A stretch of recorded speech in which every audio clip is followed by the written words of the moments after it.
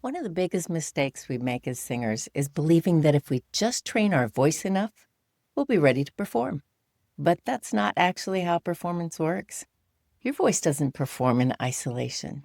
Neither does your nervous system. Think about it. Anyone who's ever stood in front of an audience has probably felt their heart rate spike. Your breathing changes, your hands get cold, your body shifts into survival mode. I remember the first time that I sang in front of an audience in college. I went from going one-on-one with my teacher to singing in front of 2,000 people at the beginning of a performance, a cappella. The house lights went dark, a spotlight went on me, and I had to start the whole performance singing from the balcony. No accompaniment. You know that scene from Pitch Perfect? I swear, I must have envisioned that scene at least 20 years before it ever happened on film. Thank goodness it didn't happen with me. But somehow when we sing, we pretend that you should be able to go from your lesson to that kind of scenario. No problem. We think if I can sing it perfectly in the practice room or with my teacher, I should be able to sing it perfectly on stage. Just pretend the audience isn't there. Except your nervous system knows that they are. About 10 years ago, I had the privilege of teaching a group of freshman singers in a university music program. Instead of traditional weekly private lessons, they were placed in a masterclass environment format. And every single week, they had to get up and perform for each other. They still took my vocal science class, and so they learned how the voice worked, and they understood the mechanics. They had the knowledge, but they weren't getting those long one-on-one sessions that most of us assume are essential. And I'll be honest, I thought they were getting the short end of the stick. Looking back, I couldn't have been more wrong. What amazed me wasn't just how quickly they became better singers. It was how quickly they became performers.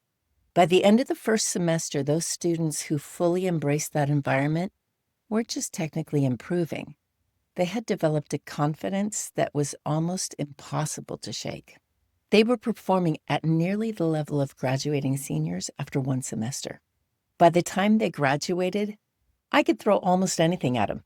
Different styles, unexpected challenges, high-pressure performances.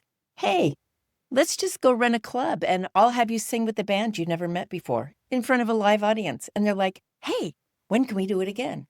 And then watching them since then, it has been incredible. They've performed in multiple bands, recorded albums and singles, created one-woman shows, been nominated for Fringe Festival awards. One of them even won a Tony Award. That was not what I would have expected from these people. And it became more than one group of freshmen. I had multiple classes that I got to observe. Truly, my description for them is they became unstoppable. Looking back now, with the understanding that I have of how our nervous system works under pressure, I've learned a lot from them. What they received was something in their training that most singers never train. They trained their nervous system. You see, every lesson was a performance. Every week they walked into a room where people were watching. Every week they experienced the physical sensations of performing, even if it was a microdose. And every week their brain learned, this is safe. Eventually, standing up and singing stopped feeling like a threat. It just became normal.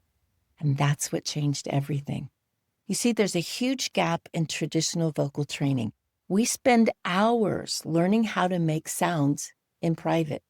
Well, everybody sounds great in their shower or in their car, but then we expect ourselves to walk on stage in front of hundreds or thousands of people and expect our voice to behave in the same way. Well, why would it?